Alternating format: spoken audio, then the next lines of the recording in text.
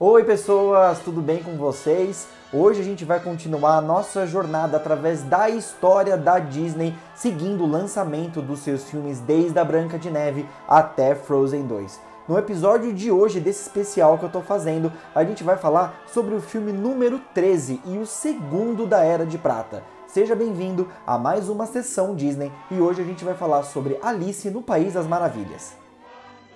A história da Alice, embora seja o 13º filme que a Disney lançaria dos seus longas-metragens animados, na verdade era a real responsável pelo estúdio ter sido um sucesso. O Walt teve contato com a história da Alice quando ele ainda era criança, quando ele leu os livros do Lewis Carroll, que era Alice no País das Maravilhas e Alice através do Espelho, a continuação. E quando ele cresceu e abriu o seu primeiro estúdio de animação, que era Laugh ou Gram, ele criou um curta-metragem animado chamado Alice's Wonderland, que era um pouco baseado nas histórias da Alice. Porque nesse curta-metragem dele, a menininha, a Alice do título, ela entrava dentro de um mundo animado onde coisas fantásticas aconteciam. Não era uma adaptação literal da Alice no País das Maravilhas, mas era claramente inspirado nela. E isso foi em 1923, e a Alice's Wonderland foi o último projeto que o Walt Disney conseguiu desenvolver na Laugh-O-Gram antes dela ir à falência. Mas graças a esse curta, ele conseguiu um contrato para fazer mais episódios nesse mesmo estilo, o que deu origem ao Walt Disney Studios como a gente conhece hoje. Eu conto tudo a respeito dessa fase do Walt Disney e do estúdio no meu vídeo sobre as origens dele, e eu vou deixar o link aqui na descrição para você poder assistir depois. Então, graças ao sucesso da Alice Comedies, que foi a série que surgiu desse curta Alice's Wonderland e do Silly Symphonies, o Walt começou a ver que ele podia ser ainda mais ousado com as suas animações e decidiu fazer o que viria a ser o seu primeiro longa-metragem animado. Mas antes dele definir que ele ia fazer um filme sobre a Branca de Neve, ele chegou a considerar fazer um filme sobre a Alice, na verdade misturando a animação com filmagens de verdade, que era o mesmo conceito do Alice Comedies e do Alice's Wonderland, só que dessa vez num formato de longa-metragem. Esse filme chegou a entrar em produção, eles já tinham até uma atriz escalada, e tem essa foto, que foi a única coisa que sobrou de registro desse filme que nunca aconteceu. E por que ele nunca aconteceu? Porque na mesma época a Paramount Pictures estava fazendo um live action completo da Alice e ele não quis fazer alguma coisa tão parecida, ele queria alguma coisa inovadora, por isso que ele seguiu o caminho de fazer um filme totalmente animado da Branca de Neve.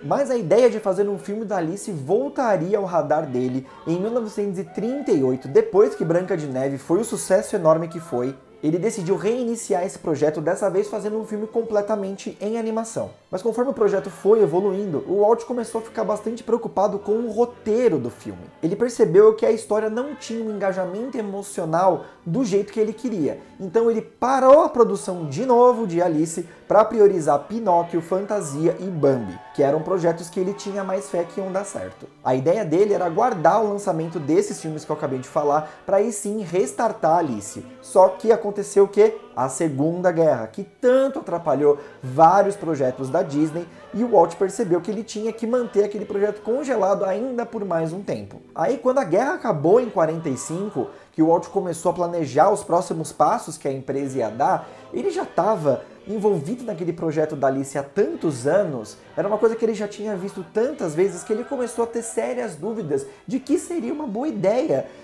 realmente seguir com a finalização daquele filme. Eu acho que todo mundo já passou por isso em algum momento, quando você tem um plano, uma ideia, e aí você fica vendo aquilo infinitas vezes, e aí você começa a duvidar da real qualidade daquilo. Foi exatamente o que o Walt passou. Só que o filme tinha defensores dentro do estúdio, vários animadores que trabalhavam para o Walt, e pessoas que ele confiava quase cegamente acreditavam que aquele projeto tinha sim futuro e eles queriam terminar. Eles já tinham trabalhado tanto tempo naquelas cenas e naquelas animações, eles conseguiram convencer o Walt a finalizar o projeto. O Walt então criou diversos grupos diferentes para trabalhar na finalização do filme. Cada um desses grupos tinha um líder e eles eram responsáveis por trechos separados do filme.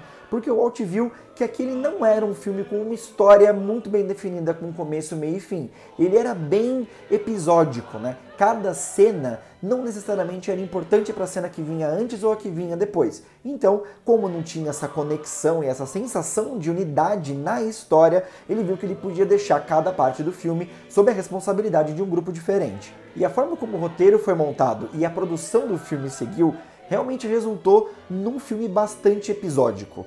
Eu acho que Alice tem um grande problema de falta de conexão com o que a personagem está passando. Conforme ela vai avançando na sua jornada lá no País das Maravilhas, ela não tem realmente um grande propósito, uma missão a cumprir ou uma jornada de transformação que é o que faz um personagem ser cativante para o público. Ela simplesmente vai passando de uma situação para outra, uma situação absurda, começa, termina e depois ela vai para a próxima. E eu acho que isso deixa o filme todo muito confuso, porque ela não tem uma história de desenvolvimento e tudo que acontece numa cena não necessariamente é importante para a cena que vem depois. Acaba sendo um filme muito desconjuntado. E essa era exatamente a grande preocupação do Walt Disney, porque os seus grandes filmes que tinham dado realmente dinheiro naquela época tinham histórias de protagonistas muito bem claras e que passavam por um arco de rejeição, aceitação até o final feliz. E Alice simplesmente não tinha isso. É um filme muito doido, de verdade. Ele faz uma coisa muito bem, que eu acho que é essa brincadeira de como a gente interpreta os nossos sonhos, porque quando a gente está sonhando, às vezes você vai de um sonho para o outro, só que você no sonho não percebe o quanto aquilo é bizarro, você só consegue entender a estranheza daquilo quando você pensa sobre o sonho acordado. É exatamente o que a Alice passa. Ela vai de uma mini aventura para outra sem se perguntar ou sem estranhar por que ela encolhe, por que ela cresce, por que ela vê animais falando. É exatamente assim que eu acho que a gente se sente quando a gente sonha.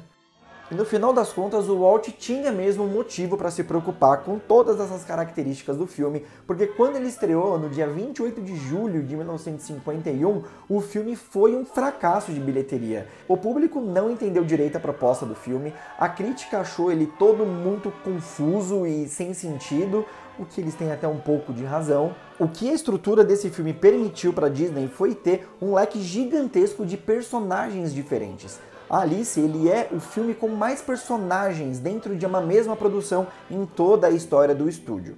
E isso trouxe pra gente personagens muito incríveis e inesquecíveis, como o Chapeleiro Maluco, o Gato Sorridente, aqueles dois irmãos gêmeos gordinhos, o próprio Coelho atrasado por compromisso. Mas como ela tem esse problema de ritmo que eu mencionei antes, vários outros personagens acabam se perdendo ali no meio da confusão toda e acabam sendo que a gente quase não lembra deles.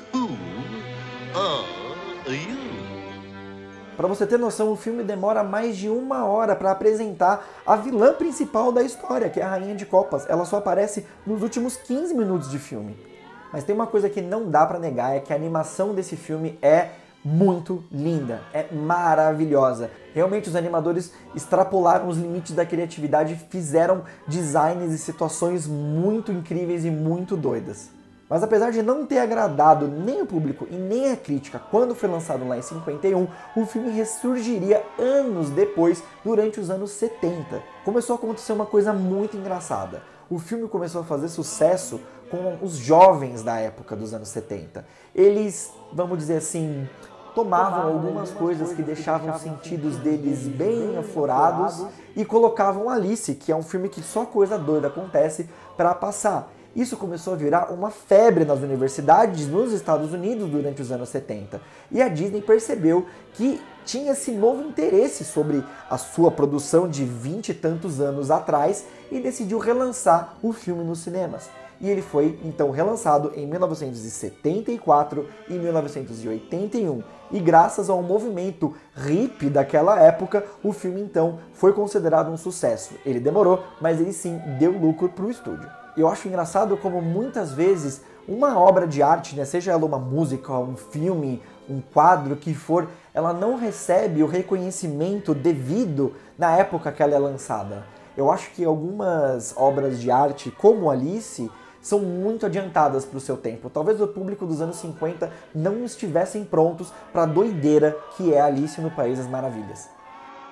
Mas agora eu quero saber o que você acha de Alice no País das Maravilhas. Você acha que ele é uma obra de arte incompreendida ou realmente acha que ele tem grandes problemas de ritmo assim como eu, apesar de ser uma animação linda? Coloca tudo aí nos comentários que eu quero saber. E para não perder nenhum dos próximos episódios dessa série especial sobre a Disney que eu tô fazendo, não deixa de se inscrever no canal e de clicar no sininho para receber a notificação para quando eu colocar no ar o vídeo sobre o menino que não quer crescer, o Peter Pan, que é o tema do próximo vídeo, o filme número 14 da Disney e o terceiro da Era de Prata. Um forte abraço e até a próxima!